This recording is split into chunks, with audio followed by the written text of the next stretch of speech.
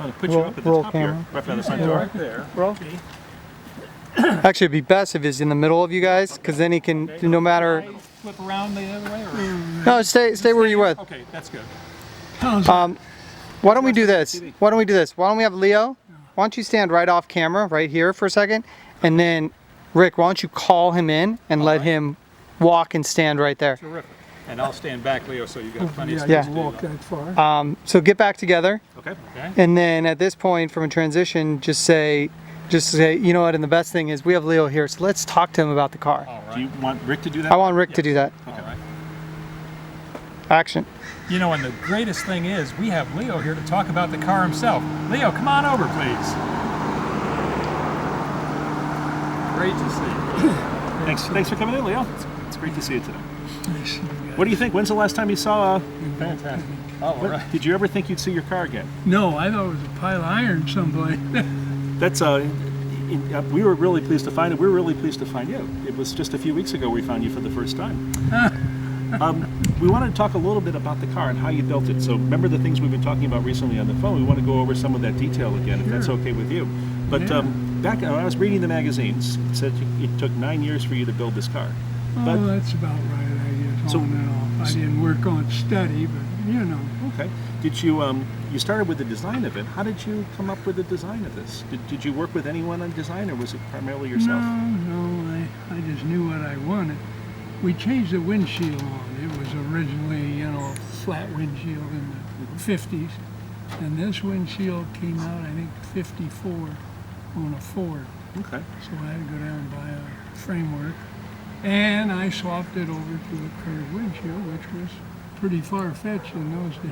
And it survived all these years. Yeah. But you were telling me you did all the metal work on most of the car, but another company was involved. California Metal Shaping, is that the right number? That's right. Now they did what parts on this car? They did the doors, they did the hood, and they did the top. I made the woodwork for them, and they in turn would take the woodwork and power hammer it. Okay. How long did they work when they produced those parts back then? Is that something that would take months or years or days or weeks, or is it fairly quick? They did an awful lot of the original replacement of fenders for the Duesenbergs and things like that they used to rebuild in the LA area. Okay. All over the LA area. But I'd take them down the woodwork and they'd power hammer it. And here it is. Now you mentioned you went to this car was actually, when you were building it, you had it at the Barris's shop. But I you had told all me, the parts down there. okay, that's why I wanted to know a little bit more about that, because you were telling me they didn't build it. You were the one that built it. But what were the parts doing down there at Barris's? Well, I put everything on a trailer I built. And these front fenders were 49 Mercury, the quarter panel 49 Mercury. And I took everything down to George. I told him I was going to bring it down. And, oh yeah, sure, So I took it down. And I let my trailer there. Now, he was going back to a show in Indianapolis. Can I borrow your trailer? Sure. And he got back in Indianapolis, and it was a brother club. And he got second place. He took back one of those 50 Mercury coupes he made, and he had a candy apple. It was a beautiful car. Sounds gorgeous. And they gave him second place. And he was so mad, he loaded the car on the trailer, and he drove it up and smacked the car. It didn't have stops on the wheels.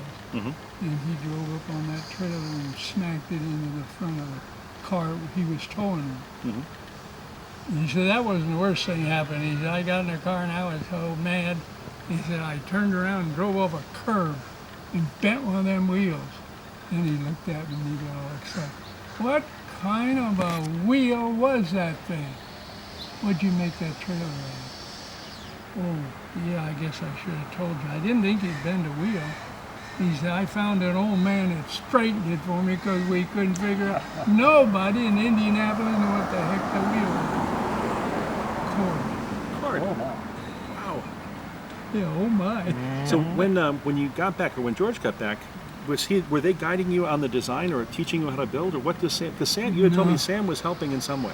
Yeah, he showed me how to do lead work. Okay, so you leaded this car. How much Bondo was in this car? Oh God, I don't know how many cans. No, so you had plastic on the car, but you also did lead work on the car. Oh sure. Yeah, Okay. that was the way you get things. I'm amazed over all these years that the lead work stayed in. I'm sure you how good a metal man Sam was. Did he do some of the lead work? No. Just he showed you how to. Yeah, he showed me how to clean it, how to tin it. Okay. You know. One of the neatest things that I talked to you about was where you got the parts, and so I asked the question originally, what junkyard, what salvage yard did you get all these parts at, and what's the story on that? Okay, I went down to Garner Ford in San Bernardino. Okay, that's a new car dealership. Brand new Ford dealership. And Mr. Garner, he couldn't believe the order. I wanted to order 10 sets of front fenders, 10 sets of quarter panels. Well, 10 sets, is that because you wanted to practice on 9 No, I until you get the last one? I wanted to build 10 cars. Okay, 10 cars, cool. And everybody looked at this guy like his zipper was open. Anyway, he called me into his office one day. And he said, gee, Leo, I don't know, it's pretty unusual order, and I turned it in. And well, they called me and they said they're going to lose money on the shipping from Detroit out, Okay. where they stamp it. There's a set up in Oakland, and you got this set.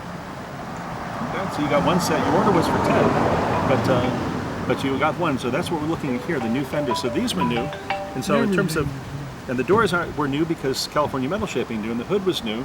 Now all of that, you must have, the front end of the front grille, that must have all been custom built as well. Oh yeah.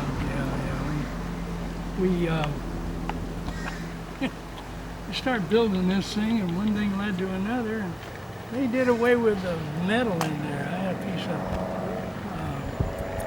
metal that folded up, and it had a bar in it. I guess you saw it in the pictures. I'll have to go back and look, because it looked pretty much like this in the pictures we saw, but Well, the general design was, but like I said, there was a piece of metal inside, and there was a floating bar in there. now, if you want, you seem to be doing pretty good. We could this afternoon do that work again if you want to help. No. I know. I'm amazed you even found this thing. Well, it does run. The person that we got it from actually did quite a bit of work in putting it back in running shape, and then we'll be finishing it off here. If you hadn't done such good lead work on it, it would have deteriorated, then we wouldn't have found it. So Well, I wouldn't you have done did such a great I job. wouldn't have done good metal work if it hadn't been for Sam Barris. He was a good teacher. You were a great student. We had a lot of fun. Oh, Now, absolutely. the back of the car, the rear fenders, what are they from? Like I say, the top part of the fender and the bottom part of the fender are cut to make them, fit the front fenders.